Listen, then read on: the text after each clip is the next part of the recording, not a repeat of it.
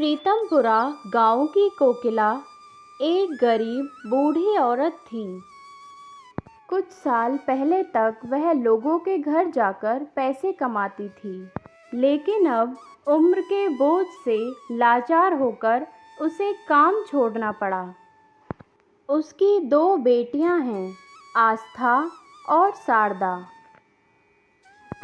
आस्था सिलाई का काम करती है और शारदा छोटे बच्चों को ट्यूशन पढ़ाकर घर का खर्च चलाती है।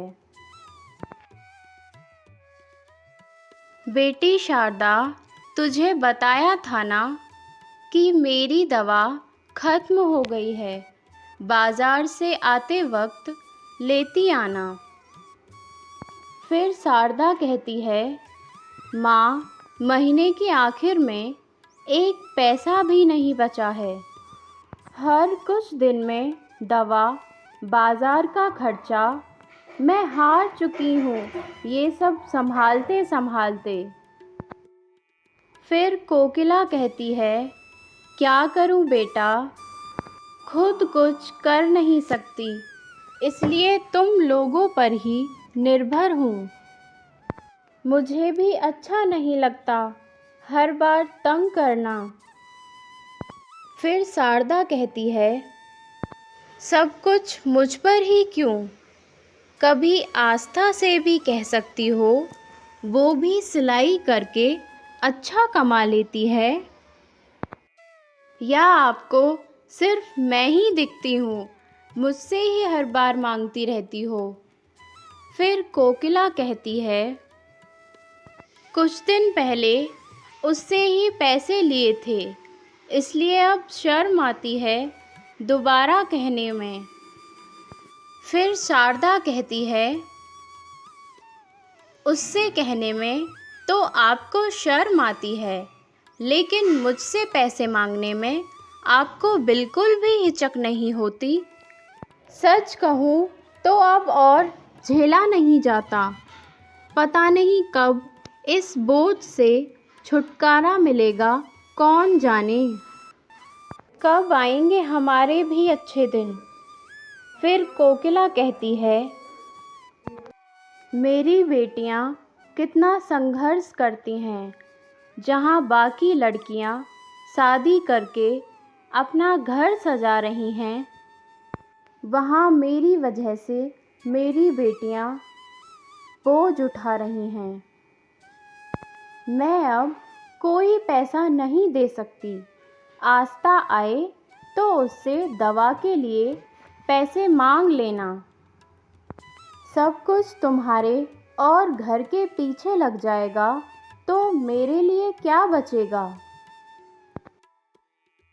फिर कोकिला कहती है, ठीक है बेटा, मैं आस्था से मांग लूँगी, तू अपने काम पर जा, तू अपना ध्यान रखना।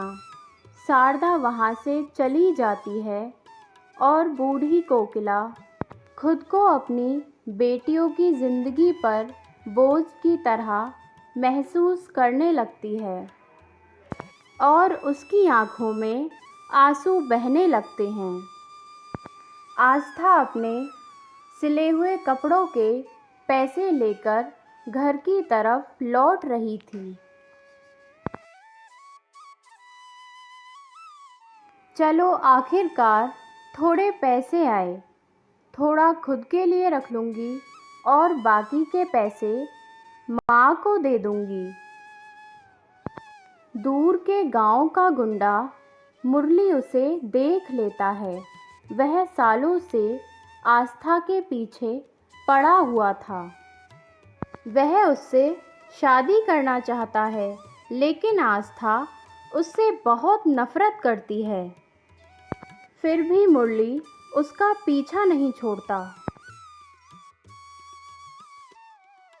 अरे वाह वाह वाह वाह वाह, आज तो अपनी होने वाली बीवी के सुबह सुबह ही दर्शन हो गए। और इससे अच्छी सुबह और क्या ही हो सकती है। आज का दिन तो मेरे लिए बहुत ही ज़्यादा खास होने वाला है। मुरली जैसे ही आस्था के सामने आता है, आस्था डर से सहम जाती है। तुम यहाँ क्या कर रहे हो? अरे अरे, तुम मेरे से ऐसा कैसे कह सकती हो? ये गांव क्या तुम्हारे बाप का है?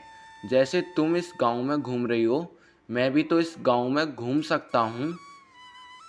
और तुमको मेरे से क्या मतलब कि मैं यहाँ क्या कर रहा हूँ?